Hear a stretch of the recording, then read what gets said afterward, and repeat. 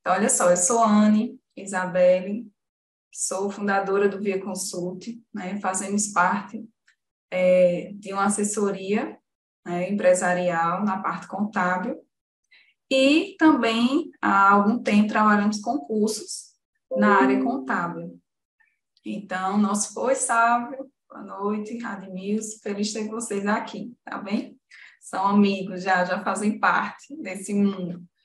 E por vários questionamentos nos últimos dias, né, sobre essa parte de saúde e segurança do trabalho, que não tem nada novo, na verdade, né, mas que as obrigações se consolidaram de vez agora, em 2023. Então, diante de várias perguntas no Instagram, no meu WhatsApp, enfim, eu disse, não, vamos fazer um encontro para que a gente faça um resumo de tudo isso, do que está acontecendo, até porque a obrigação é agora dia 15 de fevereiro, já, né? E nada de prorrogação, enfim, não, a coisa chegou para ficar, então eu resolvi fazer esse encontro hoje para que a gente possa sanar algumas dúvidas e ainda dar algumas dicas. Oi, Vivian, boa noite. Para que quem ainda não fez nada, correr atrás, que em alguns casos ainda é possível, outros, não vou dizer que é milagre, mas seria algo bem difícil de concretizar, certo? Mas vamos lá. Oi, Moab, oi, Roberto, tudo bem? Então, só gente conhecida aqui, fico feliz. Foram quase 100 inscritos que eu consegui ver, até onde eu consegui ver, tá? E só avisando que, assim, tá lá a questão do certificado, vocês vão receber o certificado das horas, tá? De participação. Oi, Letícia, boa noite. Então, vamos lá.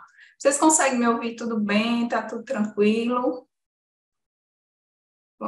Eu vou compartilhar com vocês aqui um roteiro para a gente ir conversando. Foram quase 100 inscritos que eu consegui ver, acabo de conseguir ver. Tá? Só avisando que assim tá lá. Então, vamos lá.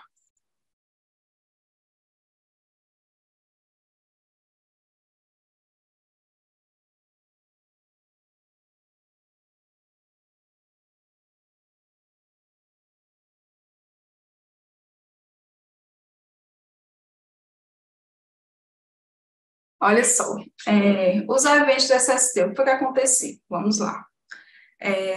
No ano passado, foi um grande boom, vamos dizer assim, do SST, porque diante de todos os eventos do E-Social, que a gente vem conversando aí desde 2018, na sua consolidação, foi um dos eventos que mais foram adiados até então, né? E a preocupação desde o início, porque era um dos eventos mais complexos que o E-Social trouxe para as empresas. Eu vou falar dos eventos. Por que isso? Porque a parte de saúde e segurança do trabalho, na verdade, ela sempre existiu. O que não existia era a consciência da aplicabilidade disso da legislação, tanto trabalhista como previdenciária, dentro das empresas. Então, por que foi algo tão doloroso o processo, vamos dizer assim? Porque uma grande maioria não implantava isso dentro das empresas. E toda essa responsabilidade é do empregador. Então, por isso que foi realmente um divisor de águas. Então, olhando do lado da saúde e segurança do trabalho, para quem trabalha com isso, com certeza foi bom, porque eles viram o trabalho deles valorizado e não tinha para onde correr agora. Ou a gente faz ou a gente faz, certo? Muitas empresas deixavam só para fazer isso quando eram fiscalizadas, quando tinham autuações, e a partir daí fazia do dia para a noite, enfim, aquela agonia toda. Com a implantação do E-Social, assim como a gente passou por várias transformações na parte trabalhista de implantação, a parte de saúde e segurança também foi muito difícil, mas ela foi implantada a cada tempo. Para quem acompanhou comigo, que eu sei que tem gente aqui de antigamente, vamos dizer assim, no início do E-Social, era uma riqueza de detalhes. A parte de saúde e segurança que deveria ser enviada, que era tão complexo que era sufocante, vamos dizer assim. Então, com as simplificações de todos os processos do E-Social, a parte de saúde e segurança também teve essa simplificação. Porém, eu quero deixar bem claro que ainda tem gente com dúvidas. Simplificar o envio da informação não quer dizer que você vai deixar de fazer informações que as normas regulamentadoras exigem, certo? Ah, Ana, eu sou só dono de empresa, quero ser só empresário, eu quero só saber de vender, não quero saber de nada, certo? Então, diga assim, se você não quer se preocupar com isso, ceda, né? Conceda, delegue essa responsabilidade para que profissionais possam cuidar da sua empresa para você. Mas não dá para a gente fechar o olho e seguir como a gente fazia antigamente, certo? Então, isso a gente não pode mais pensar dessa forma. Então, quando a gente fala em simplificação dessas informações, é para dizer assim, ó, dentro de um contexto grande, a gente vai pedir, por enquanto, esses pontos. E para quem é pequeno, para aquelas empresas que são microempresas, empresas de pequeno porte, como a lei já prevê um tratamento diferenciado, a gente vai pensar o que a gente vai trazer de simples para que essas empresas possam cumprir aquilo que a gente quer, pelo menos gradativamente. Então, foi isso que trouxe essa simplificação. Então, o que é que tem hoje na parcela de segurança no E-Social? Eu não vou falar aqui na parte geral, até porque não é o foco. Eu vou falar, o foco é social, para cumprir a obrigação. Até porque eu sei que tem pessoas do departamento pessoal aqui, tem contadores que estão nessa força-tarefa junto comigo, né, há algum tempo, para que essa implantação ela saia com êxito. Então, o que é que a gente tem hoje? Né? São 3 focos. O evento 2210, que isso está desde o ano passado, desde janeiro de 2022, que a comunicação de acidente de trabalho já está dentro da social, certo? Então, esse envio, antes tinha um programa, enfim, mas esse envio, essa comunicação, ela é feita dentro do E-Social. Então, inclusive, o trabalhador doméstico também está incluído nessa informação. Nas outras se exclui, imagina, doméstico. Não tem as outras informações, as obrigações, mas a parte de acidente de trabalho, se acontecer, inclusive o doméstico, ele também tem a obrigação dentro do E-Social, tá? Os outros 2 eventos, esse monitoramento de saúde do trabalhador e a condições de ambiente de trabalho, também já estão dentro do E-Social para aquelas empresas que já estavam obrigadas, né? Vamos falar na linguagem mais simples para a gente lembrar, as empresas de grande porte e aquelas que já tinham trabalhadores expostos a agentes nocivos. Então, elas já estavam obrigadas a isso. O que é que tem de novo esse ano? Não é que inovou, é que houve uma interpretação, certo?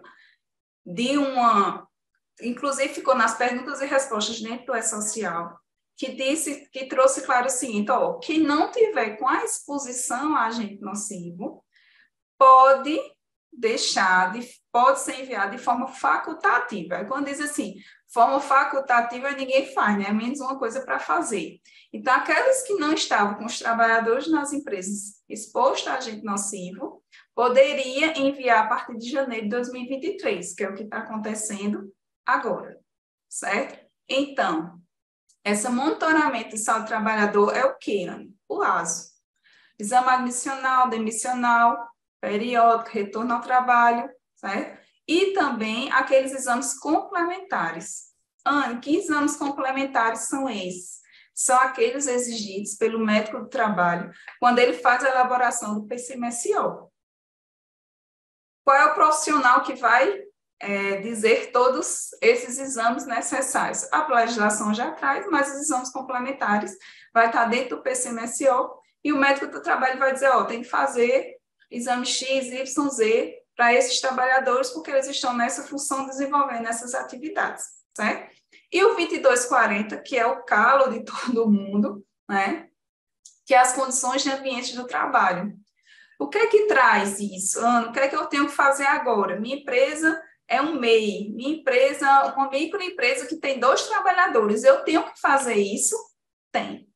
Por que isso? Porque a legislação traz que quem trabalha com contabilidade, departamento pessoal, sabe o que eu estou dizendo. Vou dizer agora, na verdade. Se eu não tiver nada para fazer, eu tenho que dizer que eu não estou fazendo nada.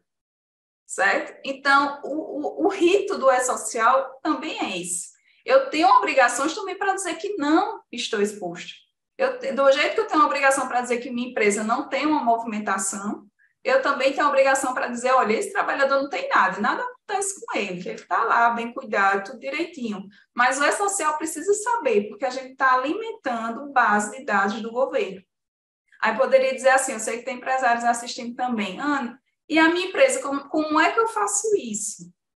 Preciso ter profissionais que analisem isso e digam, olha, eu não tenho nada.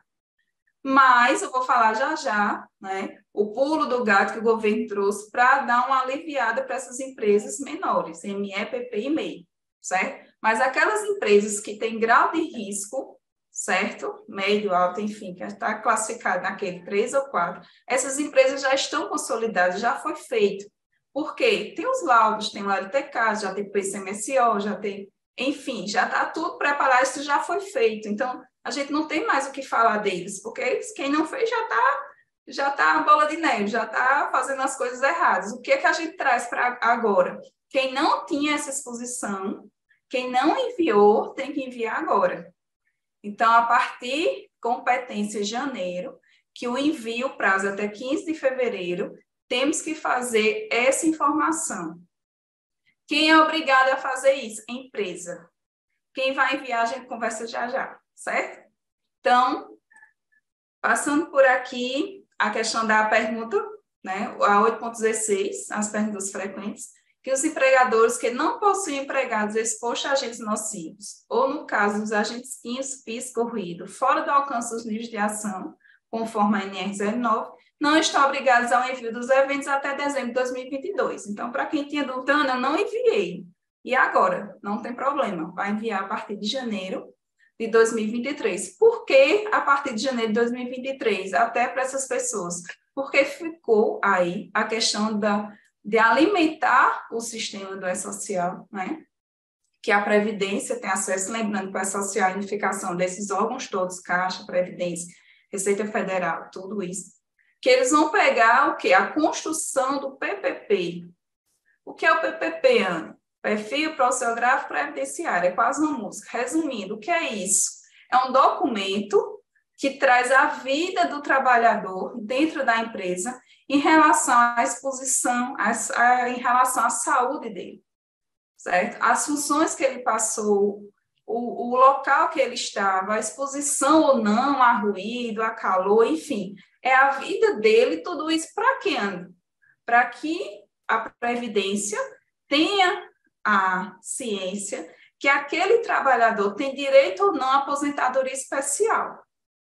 Ana, mas minha empresa é pequena. Muitos chegam assim e falam assim, Ana, mas minha empresa é pequena, não tem nada disso. Isso é uma confusão, isso é muito complexo. Gente, são normas, é legislação. E não foi agora.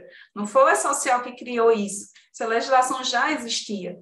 Mas é porque antes não se faziam. Então, só quem vinha um PPP, eu sou da época que vinha um PPP, muitas vezes a empresa já estava, inclusive, fechada, não baixada, mas estava fechada. Aí vinha uma criatura querendo se aposentar, aí tinha que procurar um advogado, para esse advogado acionar a justiça, para que esse PPP fosse elaborado, que esse laudo fosse procurado. Enfim, olha a complexidade e a demora de tudo isso. O E-Social, ele veio para dizer assim, olha, eu vou me aposentar, e o sonho é que esteja tudo online, para que a aposentadoria ela seja requerida diretamente com um simples clique no botão. Então, é por isso tudo isso, né? Toda essa informação, queira ou não, nós somos os alimentadores de sistema do governo. Estamos ao tempo todo colocando no cadastro do governo as informações para que ele tenha esse retorno, certo? Então, quem ganha com tudo isso, na verdade, é o trabalhador, né? Porque ele vai estar lá, vai chegar para aposentar, eu tenho aposentadoria especial, eu tenho redução de tempo, sim, porque já está tudo lá na tela do computador, certo? Então, a questão do PPP é essa, já eu falo um pouquinho mais. E quem é que está obrigado a enviar? Já adiantei que isso aqui é um recorte do Manual Simplificado do E-Social, certo? A última versão é o S11, a versão 1.1, certo? Então, se eu não me engano, foi de outubro de 2022 agora. Essas categorias, o que são essas? Trabalhadores, então, a categoria 1, 2210, 2222, 2240, todos estão tem que ser enviado com excesso dos domésticos, com exceção dos domésticos, né, que só é obrigado no caso da comunicação de acidente de trabalho. Essa comunicação de acidente de trabalho também vejo muitas perguntas. Anne, quem é que vai fazer? Eu contratei uma clínica, uma empresa de saúde e segurança, mas eles disseram que isso que tem que fazer é a empresa. Hoje disseram, por que isso? Esse detalhe da comunicação de acidente de trabalho. Só vai saber quem já fez um dia. A complexidade das informações que pedem para que você indique a comunicação, faça com eles a comunicação de acidente de trabalho. Porque não é só a questão do atestado, certo? Médico. É tudo o que aconteceu, qual foi a parte atingida, o que foi que aconteceu, se foi na rua, se foi alguma coisa que caiu na cabeça, enfim. É uma riqueza de detalhes que só consegue preencher isso com a riqueza, desculpa, com essa riqueza de detalhes, se realmente você viveu ou está muito próximo de alguém que presenciou aquele acidente. Quando a gente fala isso no acidente dentro do trabalho, certo? Falando de acidente, mas também tem a questão da doença ocupacional. Mas eu falo mais questão de acidente porque a riqueza de detalhes é maior. E a informação é praticamente imediata. Então, fora todo o contexto complexo de você resolver um acidente de trabalho, você ainda tem essa questão da informação. Por isso que eu digo, só quem está dentro, muito próximo ao que aconteceu, ao fato, consegue realmente fazer essa informação com a riqueza de detalhes, certo? Agora, quem fica responsável, aí eu deixo a cargo de cada um decidir, certo? Sempre são decisões aí gerenciais. Até porque tem alguns detalhes que a gente tem que perguntar, tem que tirar dúvidas, enfim. Mas é isso, certo? O segundo grupo, né, o grupo 2 são aqueles trabalhadores avulsos. Onde é que eu vejo isso? Já eu mostro o link, certo? Dessas tabelas que vocês conferem isso, tá? A parte, teve gente perguntando, a gente vai falar da parte do órgão público, o que foi que aconteceu? Mais uma vez, né, prorrogação para os órgãos públicos. Também era agora a parte de saúde e segurança, ficou para junho, certo? Esses eventos, o envio desses eventos. Por quê? Quem é do órgão público pega toda a questão, tanto da comunicação de acidente de trabalho, como o 2240, todos aqueles trabalhadores que estão no regime geral de previdência. Quando diz assim, RGPS é o regime geral de previdência, aqueles que não são estatutários, aqueles que não têm regime próprio de previdência, certo? Então, os órgãos públicos também estão aí nessa parte de saúde e segurança do trabalho. O resto é facultativo, com exceção dos cooperados, né, que também pega a parte obrigatória, o 2240 da exposição ou não agentes nocivos, certo? Joalisson pergunta essas categorias. Pronto, essas categorias é trabalhador 1, é trabalhador 2, trabalhador avulso, 3, órgãos públicos, 4, se eu não me engano, são os estagiários. Já eu abro o resto deixa eu abrir logo o resto das categorias, porque vocês visualizam melhor, certo? Deixa eu só compartilhar aqui.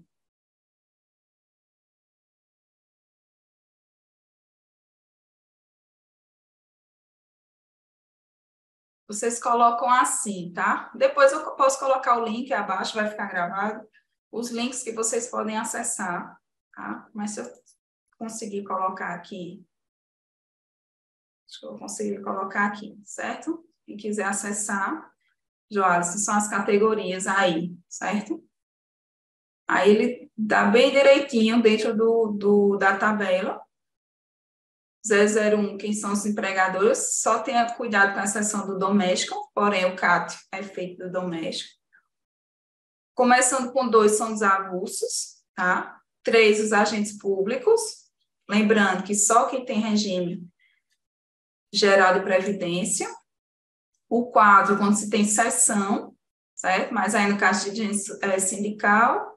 Segurado especial, 7 são os contribuintes individuais. Aí tudo aqui é facultativo, tá? E no caso do 9, estagiários, bolsistas, enfim, certo? Quando se diz facultativo, você faz se você quiser. No caso do estagiário, ele também está no facultativo, só que eu sempre digo, dependendo da empresa, indústrias, essas empresas, né, que têm uma estrutura organizacional bem tranquilo em relação à saúde e segurança do trabalho. Eles enviam a parte do estagiário sem nenhum problema, porque eles fazem parte do contexto, fazem os ASOS, eles são o cuidado da saúde e segurança do trabalho.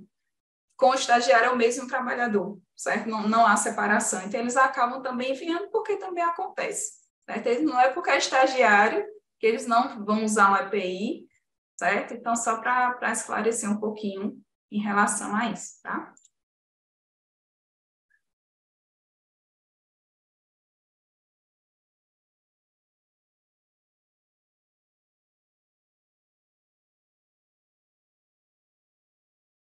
Então, continuando aqui, falando sobre o PPP, a partir de 1 de 2023, o PPP em papel fica substituído pelas informações digitais, assim como toda e qualquer mudança que ocorre aí, essa migração do papel para o e-social de forma digital, né? Estamos aí, a partir desse momento, só aguardando, ansiosos pela implantação do FGTS digital, que é a última fase que falta aí para que conclua toda essa parte de implantação do e-social, que vem a passos pequenos, mas está sendo a cada dia conquistado. Então, o que é que acontece, Ana? Eu nunca fiz isso na vida. Comecei a fazer agora, faço antes tarde do que nunca, pelo menos dentro do e-social. Aquelas empresas que já elaboravam PPP papel, certo? Quem é que elaborava, gente? Geralmente isso, quem é que elabora, né? A empresa ela é responsável por ele, mas os engenheiros de saúde e segurança, os técnicos de saúde e segurança, eles elaboram, eles preenchem esse PPP, geralmente, certo? Mas a empresa é que é responsável por essa informação. Então, não adianta dizer A ou B deixou de fazer, não, porque a penalidade vem para o seu CNPJ, certo? Não vem. A empresa, ela pode depois, algum dado errado, alguma coisa errada que possa acontecer, a empresa pode acionar depois o profissional, mas a responsabilidade, a princípio, é da empresa, certo? Porque a gente sabe que tem bons profissionais, mas vai ter profissionais ruins em qualquer ramo de negócio. Então, a gente também tem que ter cuidado com aquilo que a gente contrata, né? Então, muito cuidado com isso, certo? Mas, eu tenho um trabalhador que está aí há 5 anos, PPP, formulário, até 31/12/2022, PPP eletrônico, a partir de 1/1/2023, certo? Já não imprime mais nada, porque vai estar dentro do banco de dados já do E-Social.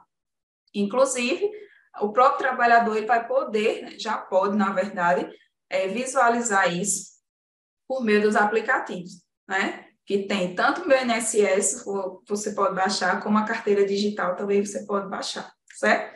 Para as empresas MEPP, aí vem o ponto-chave, que foi um dos maiores questionamentos que me fizeram nos últimos dias, que são dessas empresas. Empresas MEPP, grau de risco 1 e 2, que é baixo risco, 1 é bem baixo risco, eu acho que é assim, ou risco muito baixo, melhor assim, e o 2, risco baixo.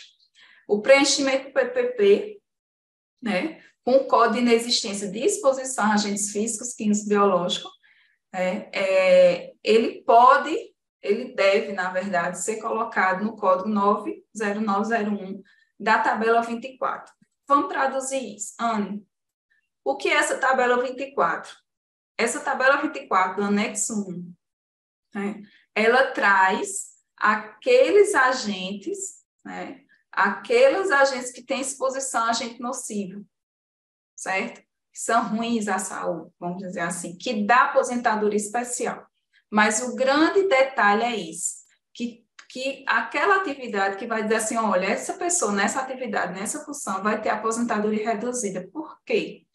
Porque a Previdência, nesse momento, está com os olhos para que tenha uma contribuição previdenciária a mais, certo?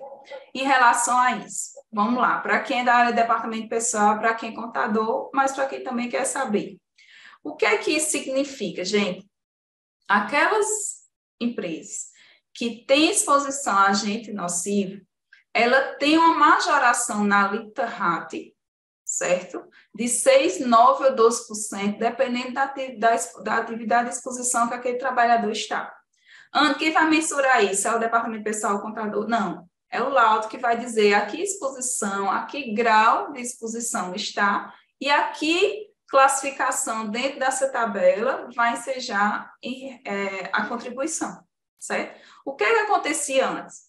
Que mesmo os trabalhadores estando expostos, acabei de dizer que antigamente fazia o quê? Fazia o PPP na hora que a pessoa ia se aposentar, e não quando ela saía, que é o certo, entregar.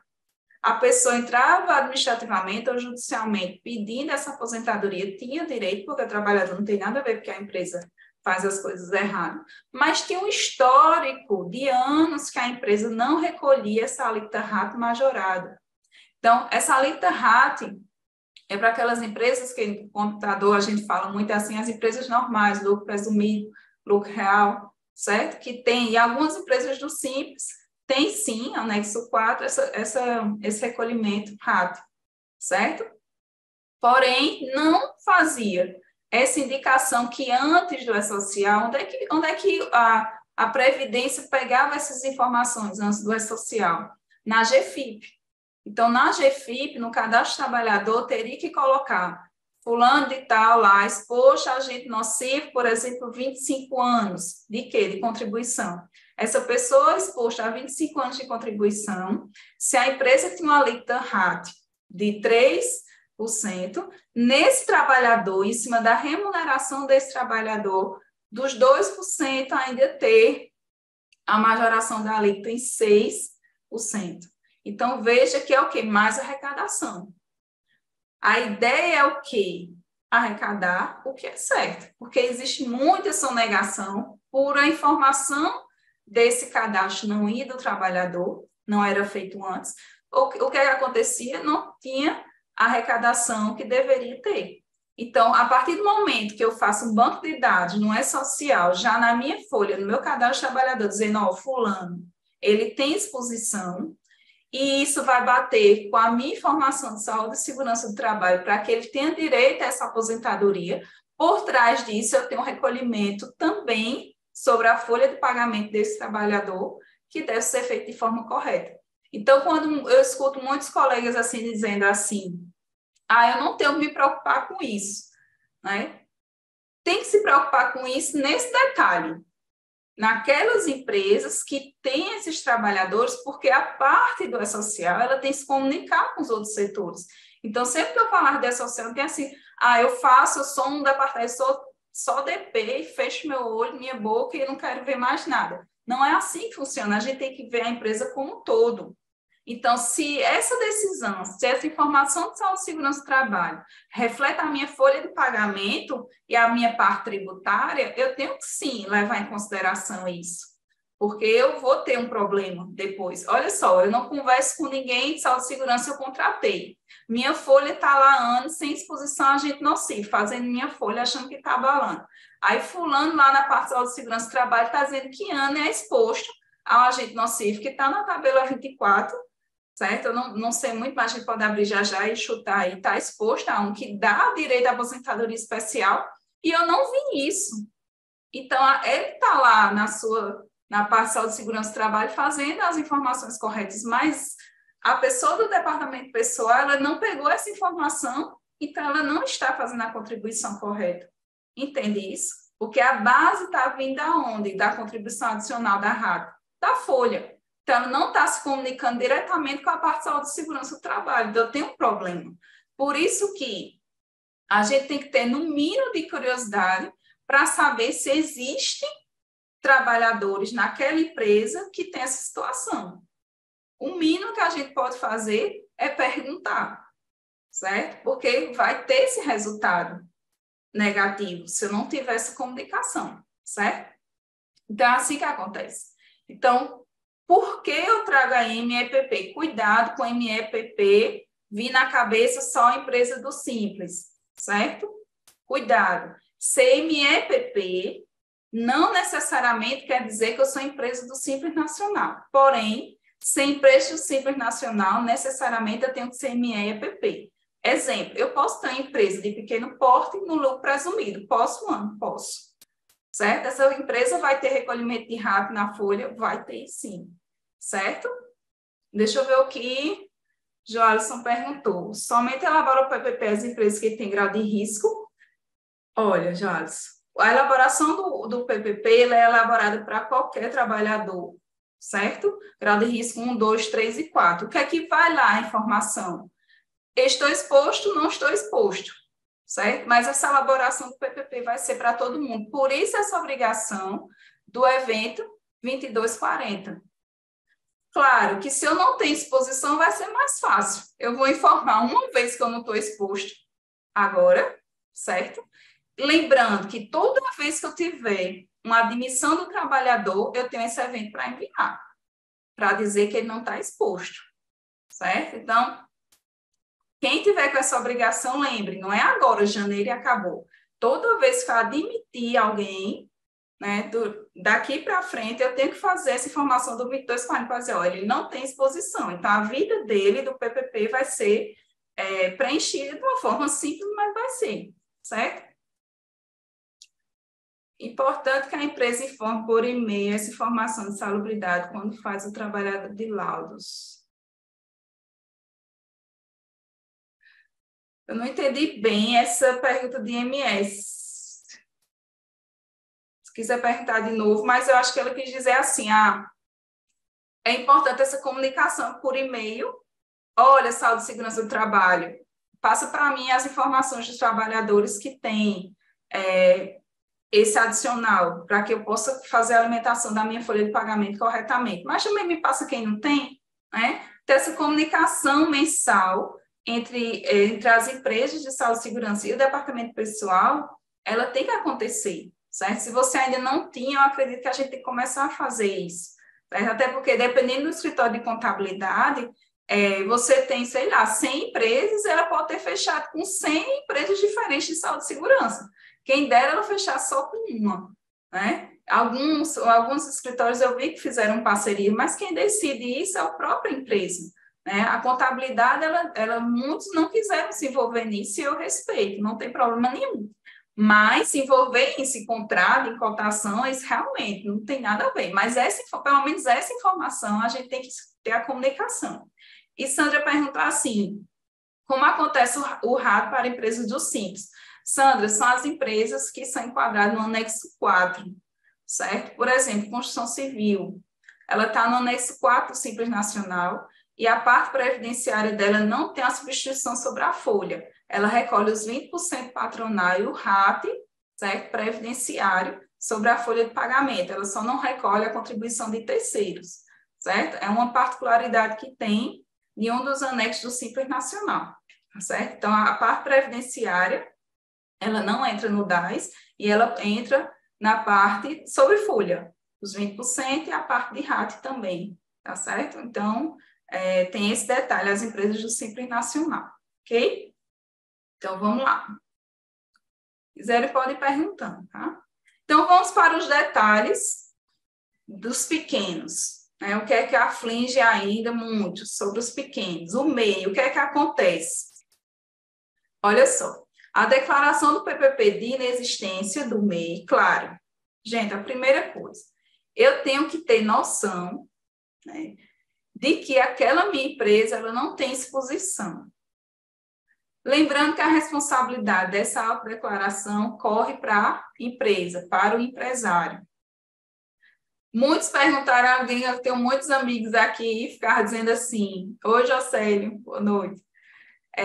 Mas, Anne, as empresas não têm condições de fazer isso, saindo de um pós-Covid, as empresas se recuperando, e é um investimento muito alto, toda aquela conversa que, se a gente for falar aqui, é assunto para a noite toda.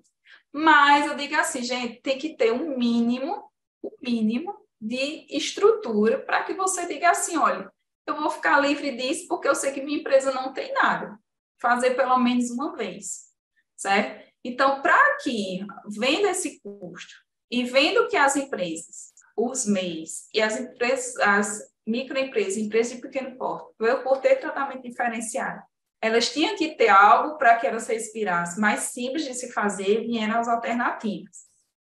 Então, eu sempre digo assim, se você tiver, pelo menos, uma conversa com o cliente, para ele fazer, no mínimo, um levantamento preliminar de perigo daquela empresa, para dizer assim, engenheiro de segurança, olha aqui, bota no papel, pelo menos para dizer que realmente eu não tenho nada, certo? Não tem, porque se alguém bater aqui na porta, fora a declaração que eu fiz, eu tenho um laudo, não é nem laudo, eu tenho um documento que diz assim, ó, veio alguém aqui, olhou para a minha empresa e disse que não tem realmente risco nenhum, certo? Até porque o risco físico, químico e biológico é fácil no escritório, né?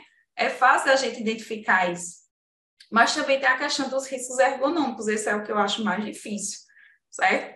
Porque o risco ergonômico, ele pode estar, assim, facilmente presente nas empresas, certo? Então, um dos documentos, vamos dizer assim, que eu vi, que inclusive eu pego, quando eu recebo isso, eu fico feliz, porque pelo menos eu sei que existe, não é só no papel, que acontece, né? Que é o levantamento preliminar desse perigo, eu vou mostrar no final, mas só um exemplo que vem dizer assim, ó, a empresa é essa, tem essa atividade, tem esses trabalhadores, tem as fotos da empresa, dizendo, olha, não tem exposição a riscos, tá? Não tem nenhum daqueles que possam existir na tabela 24. Então, pode, de uma forma simples falando, enviar o 2240 dizendo, ó, não tem exposição nenhuma. Pronto, acabou. E você faz uma vez só, certo? É como a questão do LTCAD. Eu tenho aquele trabalho de fazer uma vez, mas dependendo da empresa, você só vai mexer, só vai atualizar aquilo se você fizer uma reforma, se você comprar um maquinário diferente. Enfim, são coisas que você investe, mas não precisa estar todo ano fazendo, certo? Diferente do PCMSO, por exemplo, que tem que ser atualizado, certo? Que é o programa já que o médico elabora. Outra coisa, mesmo que eu não tenha vou declarar a inexistência de exposição, vou fazer a declaração que o governo colocou para eu fazer. Não quer dizer que eu não tenha que fazer os exames ocupacionais. Outra pergunta, certo? Gente, quem é departamento pessoal antigo, a gente só fazia admissional, não fazia. Só fazia o demissional porque senão não homologava a rescisão, certo? Era mais ou menos assim. Era na marra. Então, por mais que você faça essa declaração que eu vou mostrar a vocês, de inexistência de risco, não isenta você a deixar de fazer os exames médicos, certo? Então, os exames médicos, o ASO, ele tem que ser feito. Pelo menos, né, os básicos, porque os complementares, você só sabe que tem os complementares se você elaborar o PCMSO, certo?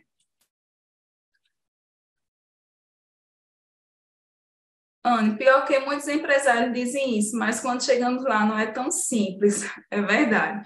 Tem muito desvio de função, não resiste a uma função, na prática é outra. Empresa de SST pega a responsabilidade, verdade. Isso é verdade.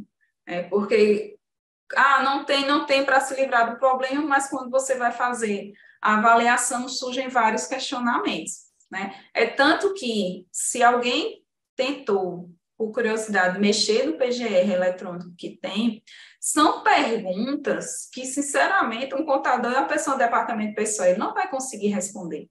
Até o dono da empresa, muitas vezes, ele não sabe nem o que é aquilo que está sendo perguntado, e é porque está simples, certo? Então, só um profissional que realmente entenda da parte de saúde e segurança do trabalho, geralmente são os engenheiros que respondem isso, é que tem a noção daquilo. Tem perguntas tipo assim, a tomada você usa mais de um aparelho com um T, por exemplo, no mesmo T. Se você usa mais de um aparelho no T, você está dizendo que está com risco. São coisas tão simples que você não tem noção. Eu, pelo menos, como contadora, não tenho. Certo? Então, assim, é uma riqueza de detalhes, realmente. Certo? Não é deixando de entender a visão do empresário, certo? Que realmente ele tem que investir em relação a isso para fazer esses laudos, mas também eu entendo o lado do profissional que são estudos, são anos de estudo e não é qualquer pessoa que pode fazer isso, assim como não é qualquer profissional que pode assinar um balanço. Por exemplo, tem que ser um contador, tá? Então, para as demais empresas que não possuem tratamento diferenciado, como MEPPP em grau de risco 1, 2 ou MEI, mas que constatarem, olha só, a inexistência de riscos físicos, químicos e biológicos no inventário de riscos de programa de gerenciamento, que é o PGR, né, conforme o item 1.7 do NR01, poderão utilizar o PGR para declarar a inexistência de risco no evento. O que é que ele quis dizer aqui com isso? Certo?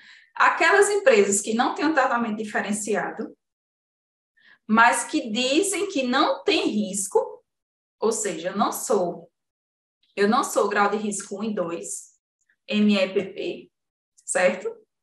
Mas que constarem que não tem, eu não sou ME nem EPP, certo? Esse é o detalhe. Mas eu estou dizendo que não tenho risco, eu posso utilizar o PGR para dizer que não tem a inexistência de risco.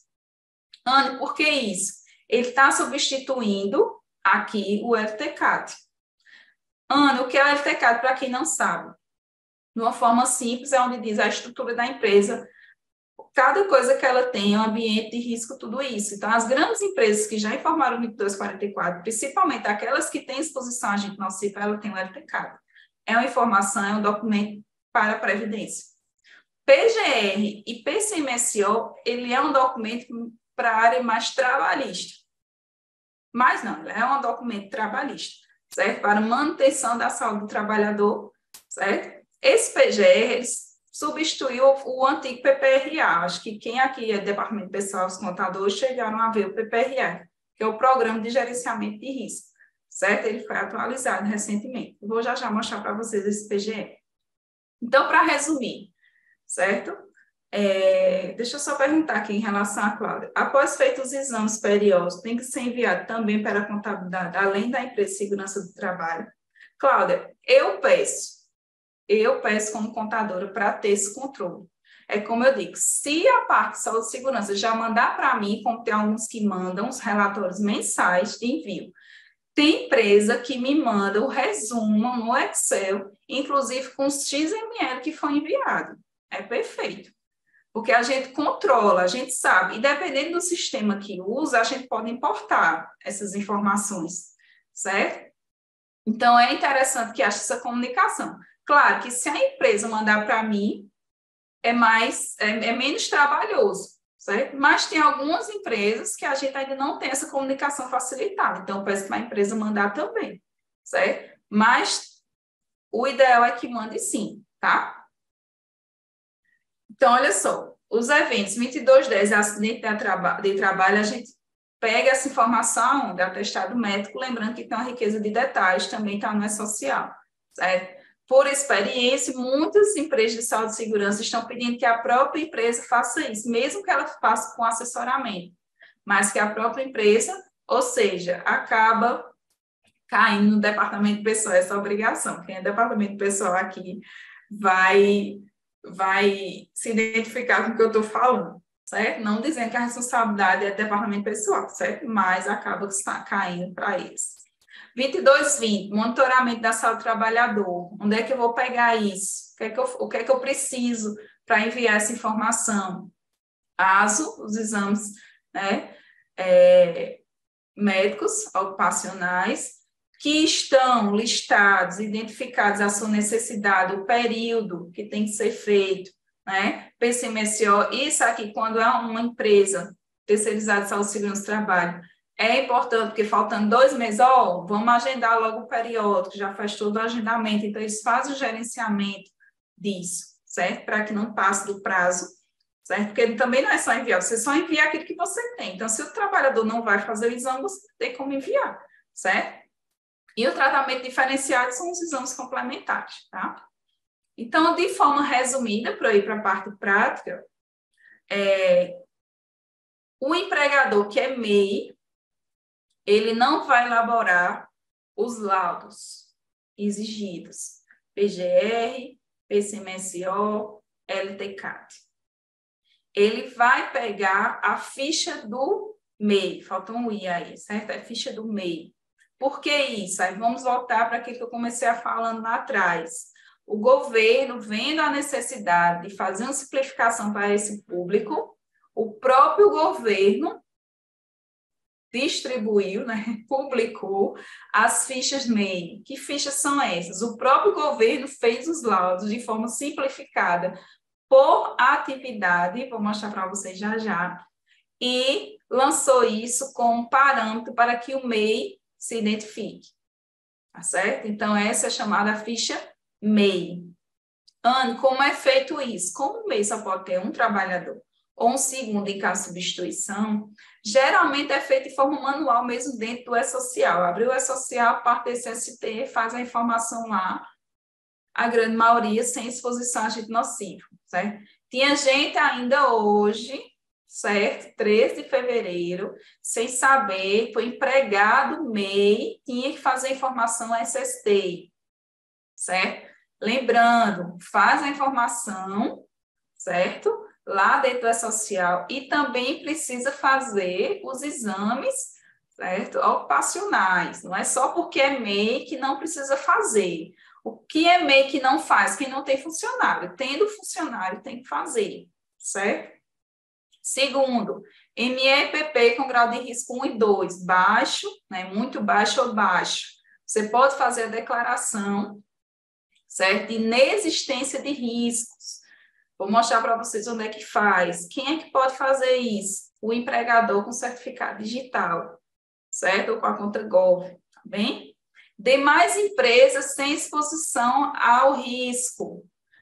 Eu posso fundamentar essa minha não exposição para enviar o 2240 com base em quê? No PGR. Inclusive, foi disponibilizado também o PGR eletrônico. Vou mostrar para vocês já já onde faz.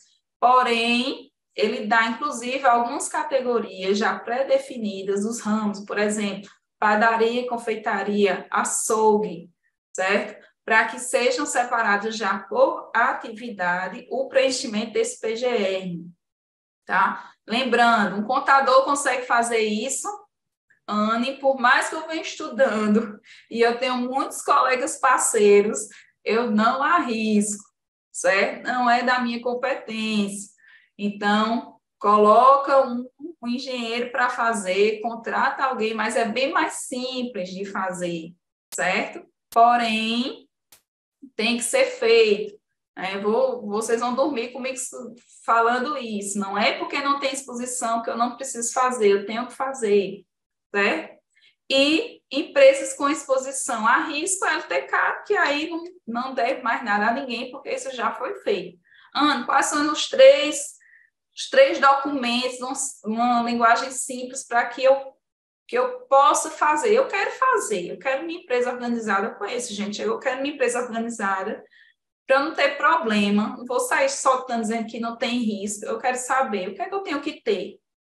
FTCAD, PGR, PCMSO, certo? Então, são esses documentos que você precisa ter para que você visualize sua empresa de uma estrutura de saúde organizacional na parte de saúde e segurança do trabalho com segurança. É isso. Mas a gente entende que tem empresa que não consegue fazer, não pode fazer. Então, tem essas alternativas que o próprio governo cedeu, certo? A Alessandra perguntou assim, Anne, nesse caso, quando vai enviar o manual 2240 e precisa ter informação do responsável técnico, como faz nesse caso? O empresário, o CPF, certo? Eu não tive o caso, Anne, de preencher, eu não tenho cliente MEI com funcionário, certo? Mas eu perguntei a colegas de trabalho e quem fez é o mesmo processo. Né? Você consegue colocar manual, tá? Para gravar. Então, assim, por mais que seja MEI, não quer dizer que vocês vão fechar o olho, certo? Mas não tem a ficha, né? Você tem uma base, mas se você puder fazer pelo menos o levantamento preliminar do perigo, é a minha orientação, tá bem? Eu vou, sim, e para, fechou aqui, mas deixa eu só, antes de ir para o site mostrar para vocês como é que faz isso, vou mostrar para vocês só a questão das penalidades, porque foi algo que foi atualizado pela portaria, certo? Lembrando que essas multas, elas são atualizadas todo ano, tá? Ninguém criou isso. Já tinha, só fez uma atualizadazinha bem bacana. Então, descumprir qualquer norma previdenciária e multa de 3.100 até 310 mil, certo? PPP, a partir de 3.100. Não fez o PPP, certo? Um exemplo. Ou preencher a informação errada. Isso. LTCAT, já para os grandes, né? Multa a partir de 31 mil. Então, assim, só para que vocês entendam que existe penalidade. E se não existia antes, agora está mais fácil, porque é de forma digital. Né? Lembrando, auditoria digital, 2240, quem enviou, quem não enviou, certo? E depois vai vir aquela questão também da qualidade da informação, é o que eu digo sempre. Não adianta só enviar, você tem que enviar com qualidade. Né? Então, enviei, estou tranquilo. Mas o que foi enviado? Tem veracidade nessas informações? Então, um dia, tudo isso vai ser conferido. Né? Então, a gente tem que ter cuidado em relação a isso. Eu vou abrir aqui para que vocês visualizem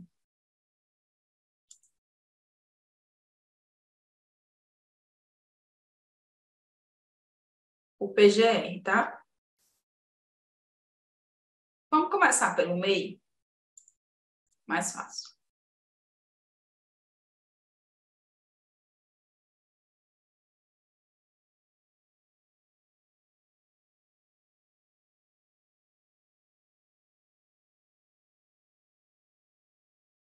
Olha só. Coloquei o link aí das fichas MEI, certo? Ministério do Trabalho e Previdência. Tem toda a história de como surgiu as fichas MEI, os grupos, tá?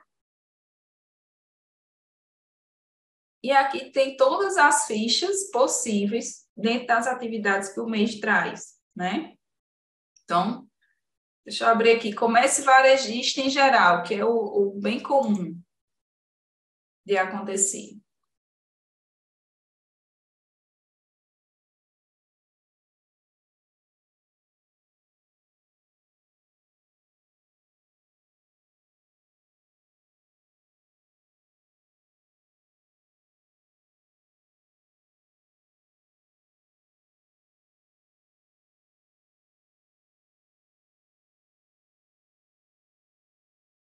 Olha só, bem organizado, certo? 9 páginas, tá? Então, ele faz a introdução, o que é que abrange, né? Questão de as medidas de prevenção que você tem que adotar. Quando tiver, para evitar quedas em pistas escorregadias, qual é a prevenção, né? Dá preferência à limpeza de pisos, escadas. Então, assim, vem todo um roteiro, certo? Que você deve seguir, tá? Ana, ela é MEI, não quer saber de gente, não adianta, certo? Eu fico muito. Antes eu me preocupava mais, hoje eu fico mais triste quando diz que um MEI não precisa de assessoria. Aqui é a prova que um pequeno empresário, né, ele para crescer, ele precisa ser bem assessorado. Quem é contador aqui sabe dos desmantelos que aparecem muitas vezes nos escritórios de MEIs que não tem orientação nenhuma. Às vezes é desenquadrado, já está no Simples Nacional, às vezes nem está mais no Simples Nacional, por falta de orientação. Tira o CNPJ e vai dormir. Acha que a vida segue. E depois está aí uma bola de neve, certo? Então, principalmente, aqueles que têm trabalhador, geralmente aqueles que têm um funcionário, eles procuram o mínimo de orientação, nem que seja o trabalhador, certo? Então, a partir disso, né, se tem toda uma assessoria por trás. Então, tem pessoas que só trabalham com assessoria para MEI, né? Então, aqui está todo o passo a passo. Questão de exposição a fatores ergonômicos, aí tem, certo? Então, tem vários requisitos aqui que vocês podem depois observar, certo? O outro que eu queria mostrar para vocês é em relação ao PGR. Né? Como é que eu acesso isso? Vou colocar o link aí também para vocês.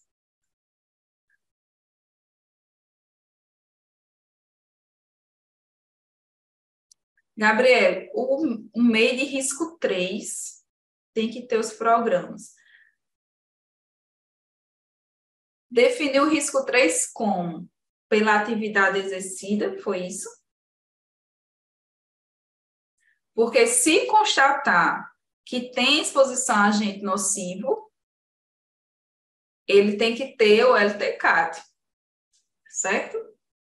O PGR é só se for constatado que ele não tem a exposição. Porque uma coisa é você estar com risco na sua atividade, outra coisa é estar exposto. Vamos fazer a diferença, tá? Olha só.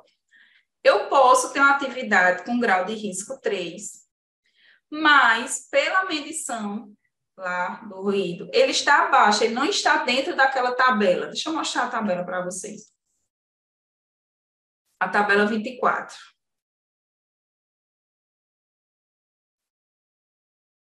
Para responder aqui a colega, tá?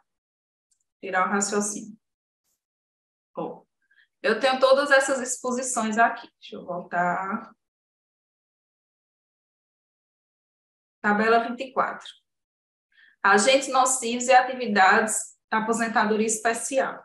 Então, quando eu tenho um laudo que diz que aquele trabalhador está exposto a agentes nocivos dentro dessa tabela, eu não posso utilizar o PGR, eu tenho que usar o LTCAT.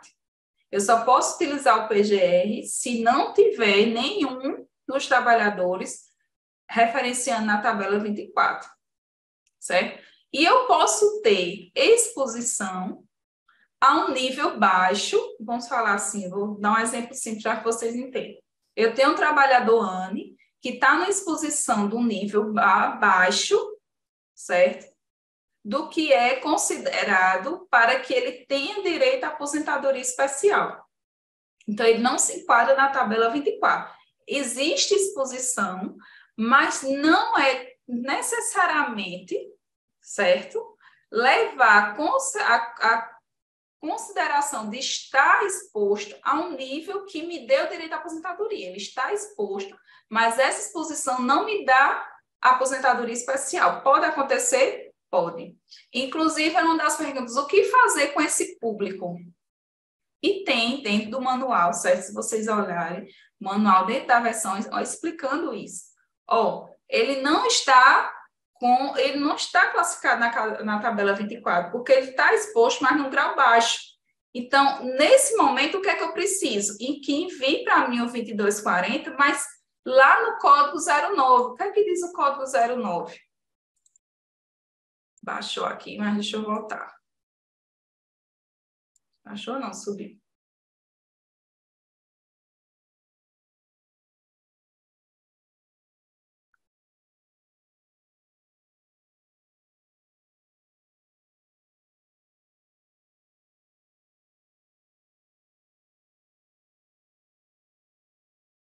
Olha o que diz o 09.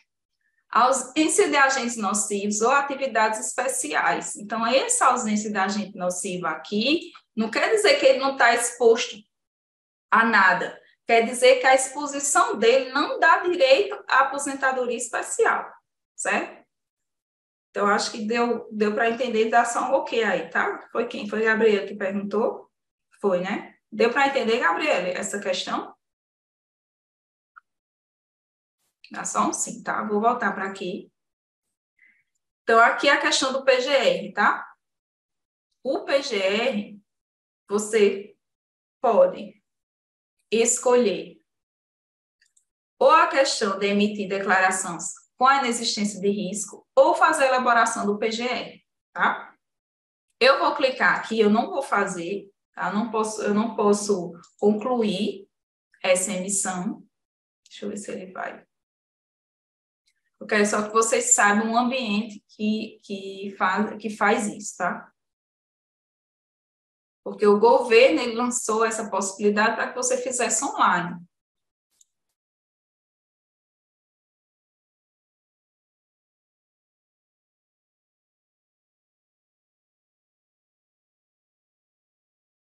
Vou só fechar aqui para não aparecer certificado digital de ninguém, tá? Deixa eu só...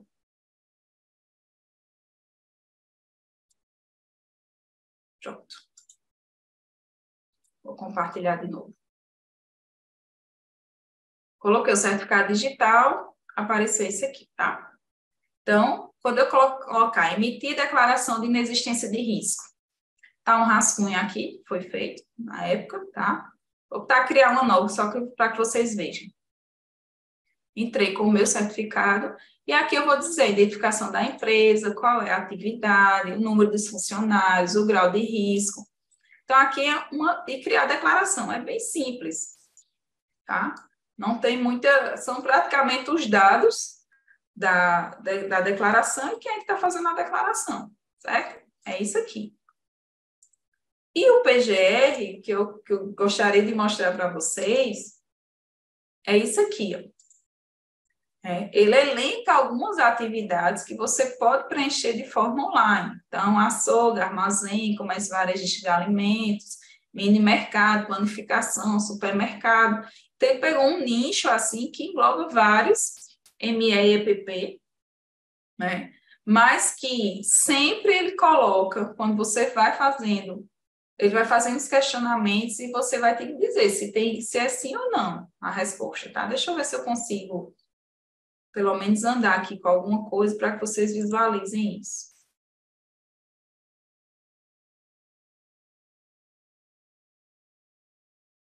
Vou ter esse açougue aqui, certo? Aí ele vai dizer o que é o PGR, a quem se destina. Ana, eu posso pegar um certificado e olhar isso? Pode, você só não pode concluir, certo?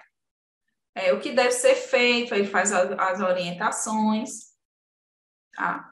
Ele vai dizer, dentro de açougue e peixaria, quais são as normas, né? Dá link para que você possa ler tudo isso, a metodologia que vai ser utilizada, tranquilo. Aí aqui ele vai pedir a preparação que está assim, PGR, matriz, só um exemplo, tá? Vou colocar aqui a minha empresa, já estava salva. Vê se passa, tá? Preenchendo só assim. E às vezes, como é online, você não pode inventar dados.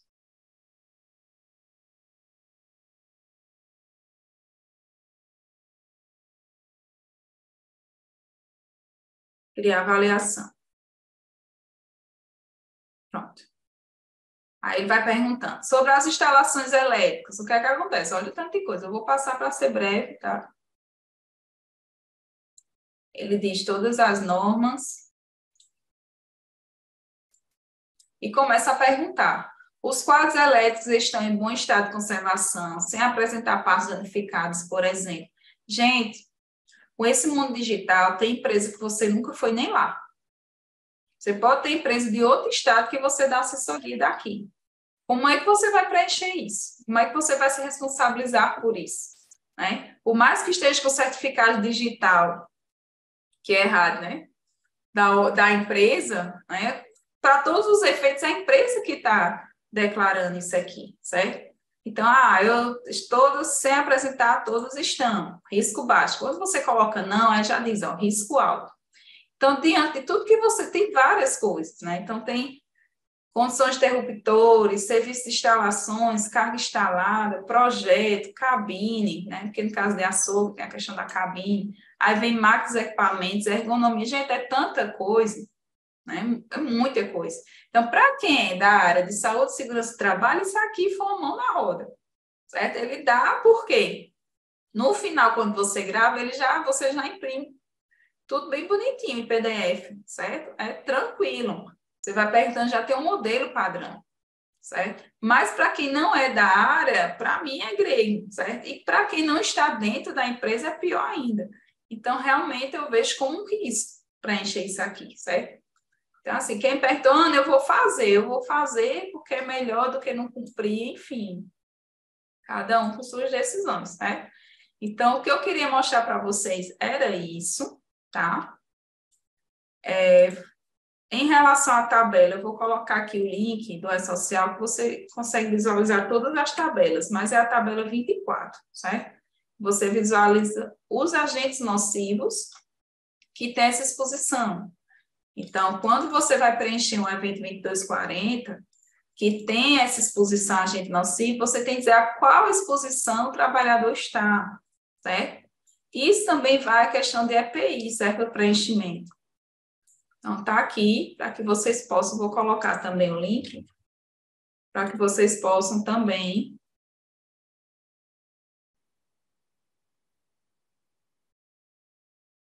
consultar, tá? Então, fica aqui, eu coloquei aí 1 hora, já deu 1 hora, já que passa, mas eu queria trazer para vocês, vou fechar aqui, essas explicações de uma forma rápida, breve, mas que quem ainda não fez a declaração de inexistência, para quem achava que tinha MEI, que eu sei que tem, principalmente recém-formados, que tem esse público MEI para começar o escritório, enfim, que não sabia que tinha que ser feito. Então, só para quem trabalha com doméstica que não precisa do 2240, né? Nem do exame, nem dos os exames de saúde ocupacionais, mas o CAT sim. Então, eu queria dar esse resumo para vocês. Agradeço aí a interação, muitas pessoas perguntaram. Quem tiver mais alguma pergunta, eu vou, Joales. Para finalizar, esses eventos são de competência do profissional de saúde e segurança. A nossa competência como contador é de certificar as informações se estão indo corretamente para o E-Social. Joelson, sim. Quem envia as informações, geralmente é quem faz a elaboração dos laudos. Então, aí teve um boom do ano passado para cá de empresas e profissionais que fazem os laudos e também enviam, certo? Se você me perguntar assim, Ana, você sabe enviar? Sim, o meu sistema de contabilidade sabe enviar? Sabe, mas eu preciso de todo um banco de dados e do conhecimento por trás. Então, eu teria que contratar, por exemplo, um engenheiro de segurança, uma equipe, né, para trabalhar para o escritório, para que atendessem as empresas. Então, isso seria também terceirizado, é a mesma coisa. Então, o contador, ele não pode se responsabilizar pela elaboração de um PGR, por exemplo, certo? Talvez uma declaração de inexistência de risco ele consiga fazer, tá? Mas todo principalmente com a exposição a agente nociva, aí é que a gente não pode se meter de jeito nenhum, né? Não é da nossa competência. Mas a gente deve sim, como profissional, que a gente tem, acima de tudo, somos consultores das empresas, a gente tem que ter essa conversa em relação à exposição a agente nocivo e também a manutenção da saúde do trabalhador, porque isso reflete na folha de pagamento. Então, aquilo que reflete na folha de pagamento, né, os afastamentos, a questão tributária, algumas vezes, aí sim a gente tem. Eu prefiro, né, que eles passem tudo mensalmente para a gente, porque a gente tem como acompanhar, inclusive está sendo feito, né, essas informações.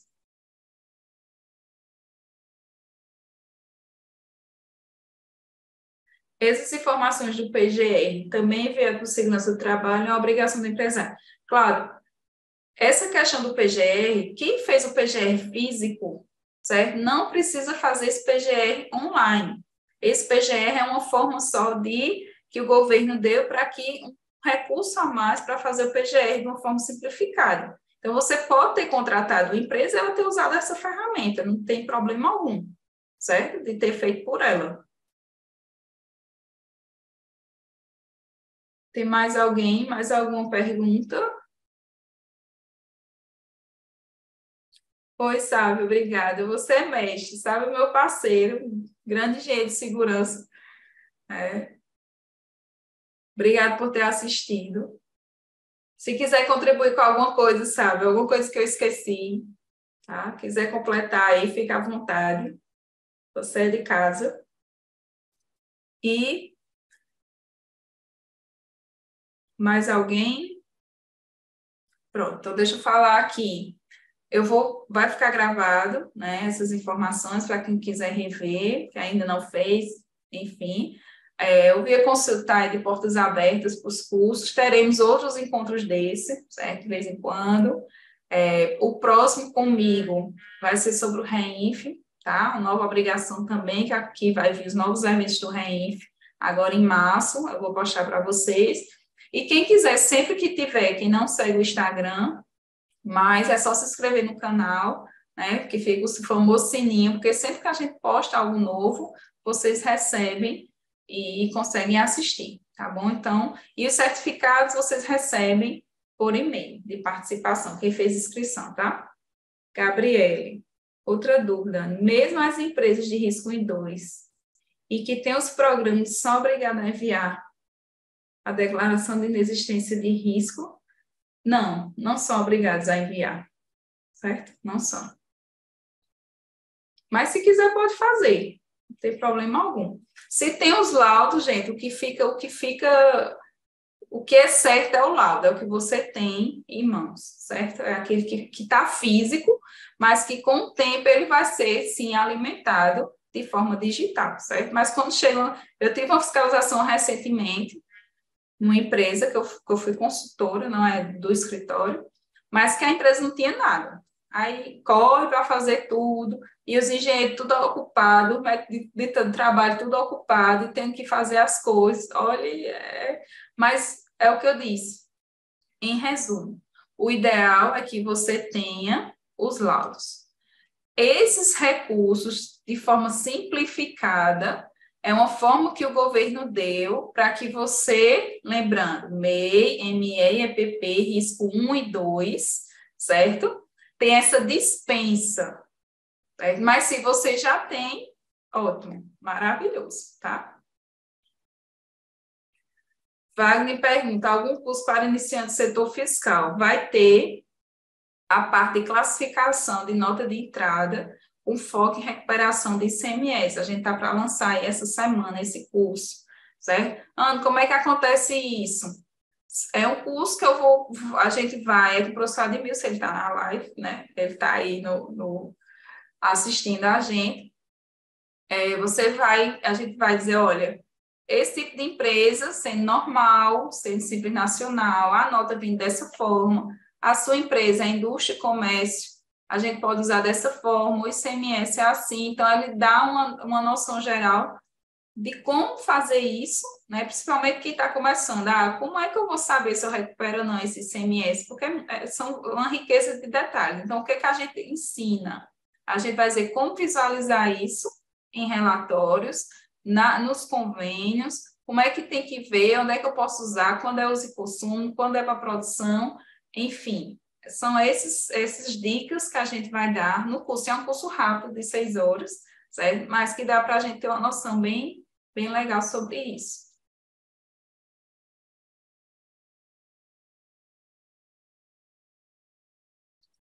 Quando lançamos os riscos, também lançamos o EPI, que deve ser utilizado, e também quem já tem o EPI com certificado. Sim, certo? Tanto o equipamento de proteção coletiva, como o equipamento de proteção individual, a informação ela também vai no E-Social, tá?